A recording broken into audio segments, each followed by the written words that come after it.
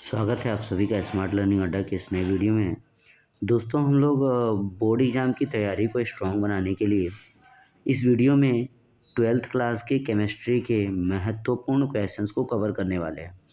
ये महत्वपूर्ण क्वेश्चंस आपके प्रीवियस ईयर क्वेश्चंस से सेलेक्ट किए गए हैं और कुछ जो क्वेश्चंस इस बार के लिए इम्पोर्टेंट रहने वाले हैं बोर्ड एग्ज़ाम में, उनको भी रखा गया है आपके सामने।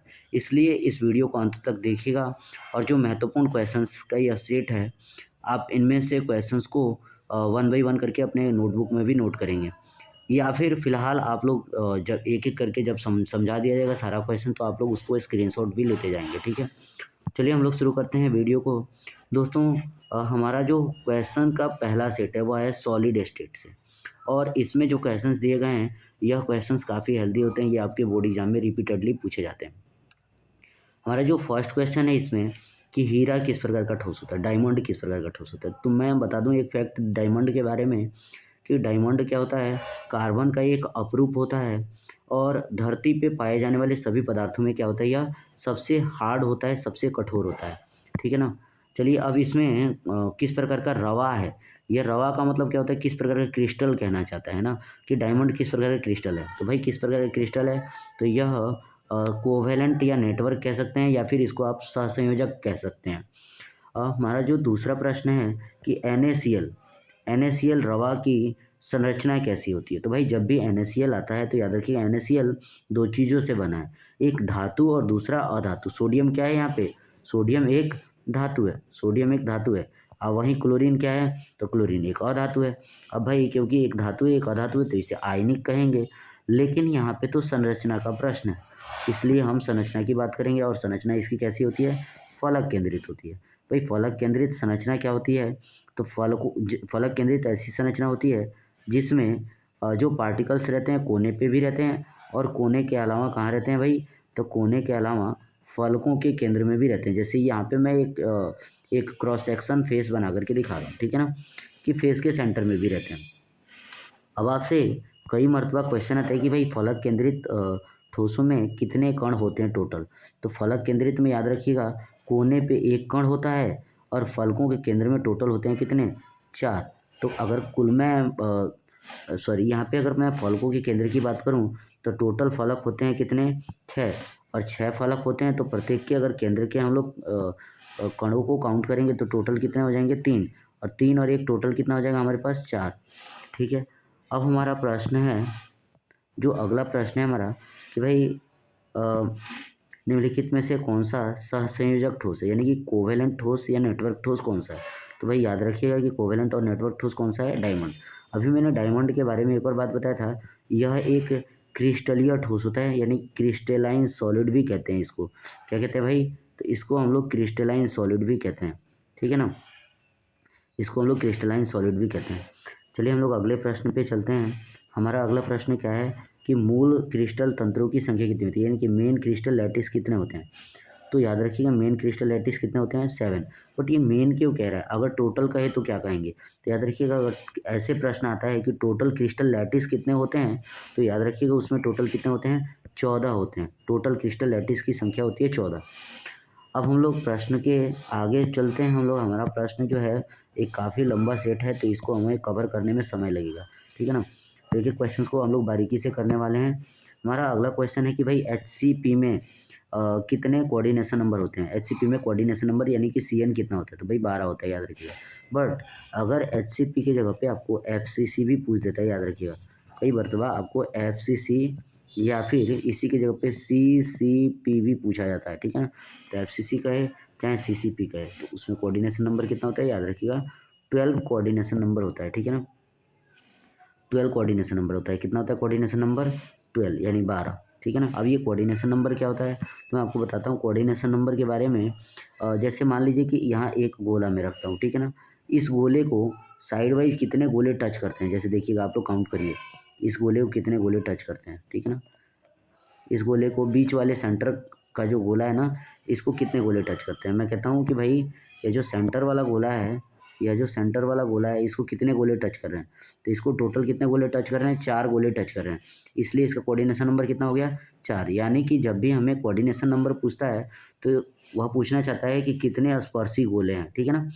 चलिए हमारा प्रश्न अगला है कि घनाकार क्रिस्टल लैटिस कितने होते हैं। तो घनाकार कितने होते हैं भाई, तो घनाकार क्रिस्टल लैटिस की संख्या होती है 3। अगला प्रश्न है, अच्छा ये भी प्रश्न आ सकता है कि घनाकार क्रिस्टल लैटिस कौन कौन से होते हैं। तो याद रखना है कि घनाकार क्रिस्टल लैटिस होते हैं एफसीसी, बीसीसी और एक और होता है एससीसी, ठीक है ना। ये 3 होते हैं। एफसीसी को हिंदी में कहते हैं फलक केंद्रित, बीसीसी को कहते हैं बॉडी सेंटर्ड क्यूबिक यानी कि अंतः केंद्रित कहते हैं इसको, और एससीसी को सरल घनीय कहते हैं। यह तीनों प्रश्न जो हैं काफ़ी महत्वपूर्ण रहते हैं, आपके बोर्ड एग्जाम में रिपीटेडली पूछे जाते हैं। अगला प्रश्न है हमारा कि अष्टफलकीय जो रिक्ति होता है यानी ऑक्टाहेड्रल जिसको वॉइड कहते हैं, उसमें कितने गोले से जो वॉइड रहता है वह घिरा रहता है, यानी रिक्तियाँ कितने गोले से घिरी रहती हैं। चलिए मैं इसका एक संरचना बताता हूँ, बेसिक सा इसका बेसिक आइडिया क्या होता है वो समझाने का प्रयास करता हूँ। तो एक बार हम लोग ये वाला फिगर मिटाते हैं और एक बेसिक स्ट्रक्चर ड्रॉ करने का प्रयास करते हैं। देखिए दरअसल क्या पूछ रहे हैं यहाँ पे, अष्टफलकीय रिक्तियाँ कितनी में कोऑर्डिनेशन नंबर क्या होता है। तो मैं आपको बता दूँ कि अष्टफलकीय रिक्तियों में क्या होता है, 3 गोले ऊपर से रहते हैं, ठीक है। जैसे यहाँ पे 3 गोले मैंने ड्रॉ कर दिया, और 3 गोले क्या रहते हैं, 3 गोले नीचे से रहते हैं, ठीक है ना। 3 गोले नीचे से इस तरीके से कुछ एक एक दूसरे में ऐसे सटे हुए रहते हैं, और जब तीनों गोले एक दूसरे के संपर्क में आते हैं तो जो बीच में खाली स्थान बचता है, अगर मैं ऐसे बीच में खाली स्थान को बताऊं, जैसे सपोज करिए कि यहाँ पे बीच में खाली स्थान ये बचा, तो बीच में जो खाली स्थान बचता है उसे कहते हैं हम लोग क्या, अष्टफलकीय रिक्तियाँ कहते हैं। और इसमें आप लोग अगर देखेंगे अष्टफलकीय रिक्तियों में, तो 3 ऊपर से आ रहे हैं और 3 कहाँ से आ रहे हैं, 3 नीचे से आ रहे हैं। इस तरीके से टोटल इसका कोऑर्डिनेशन नंबर कितना बन जाता है, टोटल 6 बन जाता है कोऑर्डिनेशन नंबर। चलिए हम लोग अगले प्रश्न की तरफ मूव ऑन करते हैं और देखते हैं हमारा अगला प्रश्न क्या है। अगला प्रश्न है कि भाई दोष के कारण से किस प्रकार के दोष के कारण से क्या होता है, घनत्व कम होता है। तो घनत्व कम होता है भाई शॉटकी दोष के कारण से, ये याद रखने वाला प्रश्न है। शॉटकी दोष आयनिक ठोसों में तब पाया जाता है जब उसके धनायन और ऋणायन अपना स्थान हमेशा के लिए क्या कर देते हैं, छोड़ करके क्रिस्टल से बाहर चले जाते हैं, ठीक है।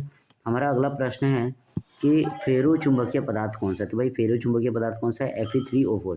ऐसे याद रखना है कि अगर क्रोमियम देता है तो वह भी फेरो चुंबकीय होता है, या फिर केवल आयरन लिखता है, लोहा लिखता है तो वह भी फेरो चुंबकीय होता है। कोबाल्ट लिखता है तो वह भी फेरो चुंबकीय पदार्थ होता है। इसके अलावा इसमें फेरो चुंबकीय पदार्थ की परिभाषा भी 2 मार्क्स क्वेश्चन के लिए पूछी जा सकती है। तो याद रखिएगा कि फेरो चुंबकीय पदार्थ वे पदार्थ होते हैं जिनमें परमानेंट मैग्नेटिज्म पाई जाती है, यानी जिनमें जो ये डोमेन्स जो होते हैं वह अस्थायी चुंबकत्व वाला गुण दर्शाते हैं ना, यानी कि फेरो चुंबकीय पदार्थ जो होता है अस्थायी चुंबकीय प्रकृति का होता है, अस्थायी चुंबकीय गुण भी दर्शाता है। हमारा जो अगला प्रश्न है वह प्रश्न है कि भाई बेरवादार ठोस का उदाहरण कौन सा है। तो बेरवादार ठोस को याद रखिएगा अक्रिस्टलीय ठोस भी कहते हैं, एमॉर्फस सॉलिड भी कहते हैं, और ये वैसे ठोस होते हैं जिनकी आकृति क्या होती है, निश्चित होती है। अगर मैं इसमें बात करूँ बेरवादार ठोस की, तो ये जो है काटने पर असमतल आकृति में कटते हैं, जैसे रबर इसका एक एग्जांपल हो गया। याद रखिएगा रबर ही नहीं होता है, प्लास्टिक भी होता है। अगर मैं बात करूँ तो इसमें क्वार्ट्ज क्वार्ट्ज भी आता है, सॉरी क्वार्ट्ज ग्लास भी आता है, ठीक है ना। क्वार्ट्ज ग्लास क्या होता है, एक क्रिस्टलीय ठोस होता है। इसके अलावा प्लास्टिक, क्वार्ट्ज ग्लास, रबर, लकड़ी जो होता है अक्रिस्टलीय ठोस होता है। ये सब प्रश्न आपके एग्जाम में महत्वपूर्ण हैं, पूछे जाते हैं, ठीक है। हम लोग बढ़ते हैं अगले प्रश्न की तरफ। अनुचुंबकीय प्रदर्शित करता है कौन सा पदार्थ। तो याद रखिएगा अनुचुंबकीय वो पदार्थ प्रदर्शित करते हैं गुण जो जिनमें अयुग्मित इलेक्ट्रॉन पाया जाता है। तो याद रखिए जैसे ये ऑक्सीजन हो गया, ये एक फेमस क्वेश्चन है ऑक्सीजन वाला, ठीक है ना। अनुचुंबकीय पदार्थों में एक खासियत होता है कि ये चुंबक की तरफ आंशिक रूप से आकर्षित होते हैं, ठीक है ना। इसी पॉइंट से जुड़ा हुआ एक और क्वेश्चन पूछा जाता है कई बार कि भाई ये तो अनुचुंबकीय को हम लोग क्या बोलते हैं, अनुचुंबकीय को हम लोग बोलते हैं पैरामैग्नेटिक, ठीक है। तो कई मर्तबा जैसे कि ये पैरामैग्नेटिक पूछ दिया, कई मर्तबा पैरामैग्नेटिक ना पूछ करके डायामैग्नेटिक पूछ देता है, ठीक है। तो डायामैग्नेटिक पूछ देता है कि भाई बताइए कि डायामैग्नेटिक कौन सा पदार्थ है, ठीक है ना। तो डायामैग्नेटिक वह होता है जिसमें युग्मित इलेक्ट्रॉन पाया जाता है, यानी कि जोड़े में इलेक्ट्रॉन पाया जाता है, ठीक है। अब ये डायामैग्नेटिक यानी कि प्रतिचुंबकीय पदार्थ क्या होते हैं। तो डायामैग्नेटिक पदार्थ वे पदार्थ होते हैं जो चुंबक की तरफ आंशिक रूप से प्रतिकर्षित होते हैं, यानी कि उससे रिपेल करते हैं, दूर भागते हैं चुंबक से, ठीक है ना। अगला प्रश्न है हमारा कि भाई अ, क्रिस्टलीय ठोस का उदाहरण कौन-सा है? यानी कि एमॉर्फस सॉलिड का एग्ज़ाम्पल कौन-सा है? तो याद रखिएगा कि काँच एक एमॉर्फस सॉलिड होता है। काँच क्या होता है? एक एमॉर्फस सॉलिड होता है। एमॉर्फस सॉलिड को एक बड़ी फ़ेमस क्वेश्चन है। क्वेश्चन ये है कि एमॉर्फस सॉलिड को यानी अक्रिस्टलीय ठोस को अतिस्थितिज ठोस क्यों कहते हैं? तो याद रखिएगा कि इनमें बहाव का गुण रहता है। कौन-सा गुण रहता है भाई? बहाव का गुण रहता है, फ्लूइडिटी रहता है। ये किनारे की तरफ इनके पार्टिकल्स जो होते हैं फ्लो करने लगते हैं। जैसे शीशे में भी ऐसा होता है। पुराने मकानों की जो खिड़कियों में ग्लास लगाया जाता है, वह क्या होता है? वह किनारे पे मोटा हो जाता है क्योंकि उनमें बहाव का गुण रहता है, वो अक्रिस्टलीय ठोस होता है। अगला प्रश्न है कि रवा में जब इलेक्ट्रॉन ऋणायन खाली स्थान में पकड़ लेता है, यानी इलेक्ट्रॉन या फिर ऋणायन कहाँ चला जाता है? अंतराकाश में चला जाता है। कहाँ पे चला जाता है भाई? अंतराकाश में। खाली स्थान को क्या कह सकते हैं हम लोग? अंतराकाश बोल सकते हैं, इंटरस्टिशियल साइड। जैसे मान लीजिए कि एक ठोस ये रहा, एक ये माने कि ये कण है, ये कणों की संरचना है, ठीक है? जैसे सपोज करिए, ठीक है? इस तरीके से किसी ठोस में कणों की संरचना है। तो बीच का जो खाली स्थान होता है ना, जैसे ये बीच का खाली स्थान है, इस खाली स्थान को ही हम लोग क्या कहते हैं? अंतराकाश। जब भी यहाँ कोई कण चला जाए तो उसमें कौन सा दोष उत्पन्न होता है? तो उसमें याद रखिएगा कि फ्रैंकलिन दोष उत्पन्न होता है, ठीक है? चलिए हम लोग प्रश्न को आगे बढ़ाते हैं।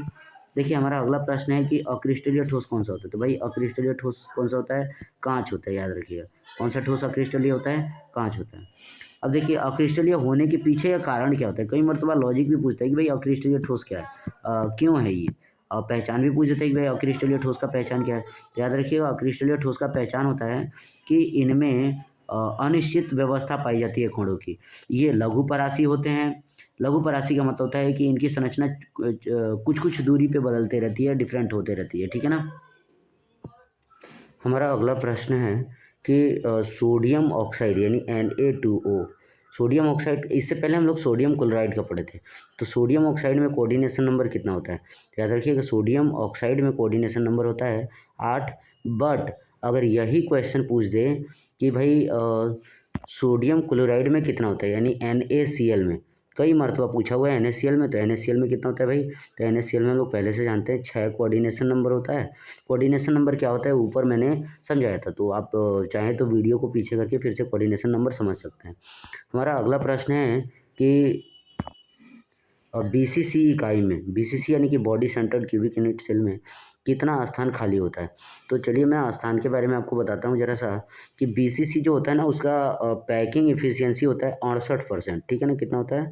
68%। तो भाई 68% इसमें जगह भरा रहता है, तो 68% जगह भरा रहता है तो खाली कितना रहेगा? तो खाली रहेगा कितना? 32%। ये काफ़ी आसान बात है समझने के लिए। पैकिंग एफिशिएंसी को हम लोग संकुलन क्षमता भी कहते हैं और यहाँ से क्वेश्चन बहुत बढ़िया पूछा जाता है, ठीक है। अगला हमारा पॉइंट है कि भाई बेरवादार ठोस पहचानना है। बेरवादार ठोस को कहते हैं हम लोग क्या? अक्रिस्टलीय ठोस। तो याद रखिएगा जो क्वार्ट्ज ग्लास होता है, क्वार्ट्ज ग्लास क्या होता है? बेरवादार ठोस होता है या फिर अक्रिस्टलीय ठोस होता है।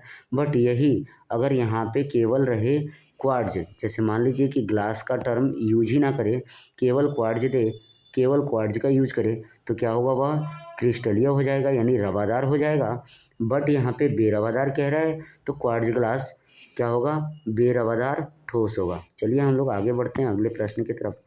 हमारा जो क्वेश्चन है अगला कि कोवेलेंट सॉलिड या फिर नेटवर्क सॉलिड क्या है? तो कोवेलेंट सॉलिड नेटवर्क सॉलिड कहते हैं जिनमें जालक बिंदु को अध्यस्त करने वाले क्या होते हैं? परमाणु होते हैं। जालक बिंदु पे कौन रहते हैं भाई? एटम्स मौजूद रहते हैं, उन्हें क्या कहते हैं हम लोग? कोवेलेंट या फिर नेटवर्क सॉलिड।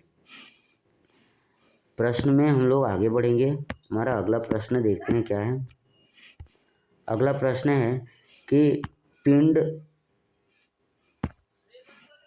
पिंड केंद्रित घनाकार इकाई, पिंड केंद्रित यानी हम लोग कह सकते हैं इसको BCC, ठीक है ना? BCC में परमाणुओं की संख्या कितनी होती है? तो देखिए BCC की अगर मैं बात करूं तो BCC में कोने पर अगर मैं बात करूं तो टोटल कितना होता है? कोने पर एक एटम होता है, ठीक है। अगर मैं बात करूं सेंटर में कितना होता है तो भाई सेंटर में कितना होता है? एक होता है। यानी टोटल हम लोग अगर ऐड करें तो टोटल हमारे पास कितने एटम हो जाएंगे? 2 एटम हो जाएंगे, ठीक है। तो ये पहचानने का तरीका होता है BCC में कोने पे एक होता है और पूरे बॉडी के सेंटर में कितना होता है? एक होता है। इस तरीके से BCC में टोटल कितने? 2 एटम होते हैं, ठीक है ना। बीसीसी में टोटल कितने एटम होते हैं, तो बीसीसी में 2 एटम होते हैं। ठीक है, चलिए अब हम लोग आगे बढ़ते हैं। हमारा अगला प्रश्न है, देखिएगा काफ़ी महत्वपूर्ण रहने वाला है ये प्रश्न। ग्रेफाइट किस प्रकार का क्रिस्टल है, तो ग्रेफाइट याद रखिएगा सहसंयोजक या फिर नेटवर्क होता है। चाहे डायमंड दे, चाहे ग्रेफाइट दे, चाहे क्वार्ट्ज दे, ये तीनों क्या होते हैं, नेटवर्क होते हैं। नेटवर्क सॉलिड के टाइप हैं। HCP सेल में परमाणुओं की संख्या कितनी होती है, तो HCP में कितने परमाणु होते हैं, तो याद रखिएगा टोटल 6 परमाणु होते हैं। ठीक है ना। अगला प्रश्न है कि रवादार ठोस कौन सा है, तो रवादार ठोस कौन सा होता है, तो डायमंड होता है। ये क्वेश्चन बार बार रिपीट कर रहा है क्योंकि ये इंपॉर्टेंट हो सकता है इस साल के एग्जाम के लिए। ठीक है ना। अगले प्रश्न की तरफ हम लोग चलेंगे। हमारा अगला प्रश्न है निम्न में से कौन से जोड़े में क्रमशः चतुष्फलकीय और अष्टफलकीय वॉइड, तो याद रखिएगा HCP और CCP दोनों में क्या होता है, टेट्राहेड्रल वॉइड भी होता है और ऑक्टाहेड्रल वॉइड भी होता है, दोनों होता है ना। केवल टेट्राहेड्रल ही नहीं होता है, ऑक्टाहेड्रल भी होता है। मैंने बताया था टेट्राहेड्रल वॉइड किसे कहते हैं, तो जब 3 गोले रहते हैं, ठीक है ना, 3 गोले के ऊपर से क्या रहे, एक गोला अगर रख दें, सपोज करिए एक गोला हमने 3 गोले के ऊपर से क्या कर दिया, फिट कर दिया। ठीक है, तो इस तरीके से जब 3 गोले के ऊपर से एक गोला फिट करते हैं तो वो बन जाता है टेट्राहेड्रल यानी चतुष्फलकीय। ऑक्टाहेड्रल बताए थे आपको कि भाई 3 गोला ऊपर से रहेगा, 3 गोला ऊपर से, 3 गोला कहाँ से रहेगा, 3 गोला नीचे से, और एक गोला कहाँ रहेगा, तो भाई एक गोला रहेगा टोटल बीच में, यहाँ पे कहीं सेंटर में कहीं एक गोला रह जाएगा यहाँ पे। तो इसको कहते हैं हम लोग क्या, अष्टफलकीय रिक्तियाँ। और अष्टफलकीय रिक्तियों की समन्वय संख्या होती है कितनी, 6। चतुष्फलकीय कितनी होती है, तो 3 होती है, सॉरी 4 होती है। चतुष्फलकीय की 4, इसकी होती है 6। आगे मूव करेंगे अगर हम लोग, तो हमारा अगला प्रश्न है कि अष्टफलकीय रिक्ति निम्नलिखित में से कितने गोलों से घिरी रहती है, तो अष्टफलकीय यानी कि ऑक्टाहेड्रल कितने गोले से घिरा रहता है, 6 गोले से। अभी हम लोग यहाँ पे पढ़े हैं क्वेश्चन। चलिए हम लोग प्रश्न को चेंज करते हैं और आगे बढ़ते हैं। प्रश्न हमारा अगला है कि भाई आपको बताना है कि कौन सा ऑक्साइड लौह चुंबकत्व का गुण दर्शाता है, तो कौन सा ऑक्साइड दर्शाता है, तो क्रोमियम ऑक्साइड याद रखिएगा। ठीक है ना। अभी इससे पहले हम लोग आयरन ऑक्साइड पढ़े थे, कोबाल्ट पढ़े थे, अब यहाँ पे क्रोमियम ऑक्साइड आ गया। फिर हमारा अगला प्रश्न है कि क्रिस्टल में संभावित आकाशीय जालक कितने होते हैं, तो कितने आकाशीय जालक होते हैं, टोटल होते हैं 14। अब मेन कितने होते हैं, तो मेन हम लोग पढ़े थे 7 होते हैं। ठीक है ना, टोटल होते हैं 14, मेन होते हैं 7। हम लोग आगे अगर मूव ऑन करें तो अगला हमारा क्वेश्चन बनेगा क्या, अगला हमारा क्वेश्चन बनेगा कि पोटेशियम का क्रिस्टल होता है कैसा, पोटेशियम का क्रिस्टल होता है अंतः केंद्रित घनीय। ठीक है ना। अंतः केंद्रित घनीय को अगर हम लोग शॉर्ट फॉर्म में जाने तो इसको हम लोग BCC भी कहते हैं। ठीक है ना, इसको हम लोग BCC के भी नाम से जानते हैं। सोडियम आयन का सहसंयोजन संख्या NaCl में कितना होता है, तो भाई 6 होता है। NaCl में सोडियम आयन का संयोजन संख्या कितना होता है, 6 होता है।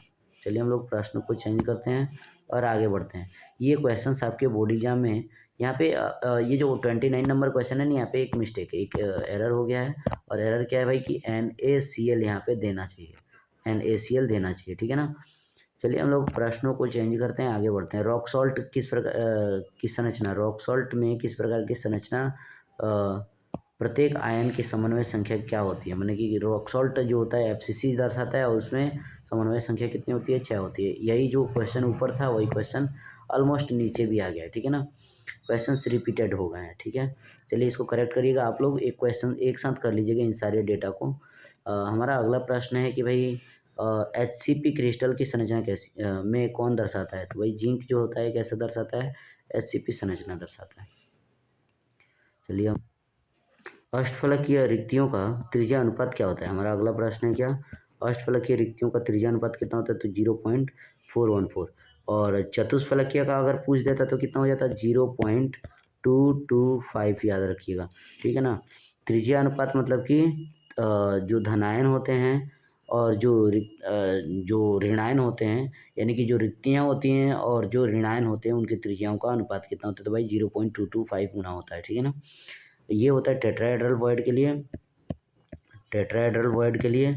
और यहाँ पे जो क्वेश्चन है हमारा क्या कह रहा है, ऑक्टाहेड्रल वॉइड के लिए। आगे बढ़ेंगे प्रश्नों में, तो हमारा अगला प्रश्न है क्या कि यदि हम जर्मेनियम के क्रिस्टल जालक में पंच संयोजी अशुद्धि मिलाते हैं। देखिए जर्मेनियम के क्रिस्टल जालक में क्या मिला रहे हैं, पंच संयोजी। तो पंच संयोजी मिलाएंगे तो क्या बनेगा, एन प्रकार का बनेगा। अब सबसे जरूरी चीज़ है समझना कि जर्मेनियम आता कहाँ है। तो आपको याद होगा कि जर्मेनियम आता है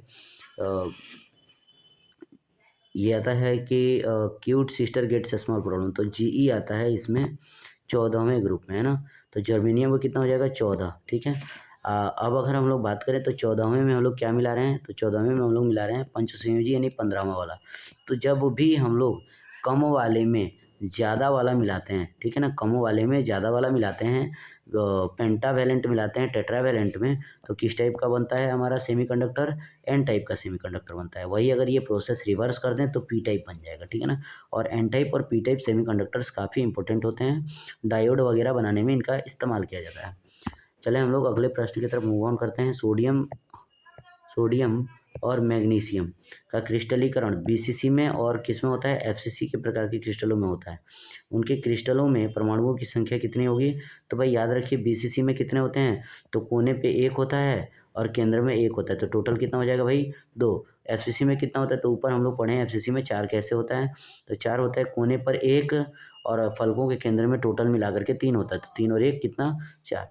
प्रश्नों में अगर हम लोग आगे बढ़े तो हमारा अगला प्रश्न होगा क्रिस्टल कह रहा है कि क्रिस्टल में शॉटकी दोष होता है जब क्रिस्टल जालक से समान संख्या में धनायन और ऋणायन क्या हो जाते हैं, लुप्त हो जाते हैं। देखिए शॉटकी दोष तभी होता है जब बराबर संख्या में धनायन और ऋणायन क्या हो जाए, गायब हो जाए, ठीक है ना, लुप्त हो जाए।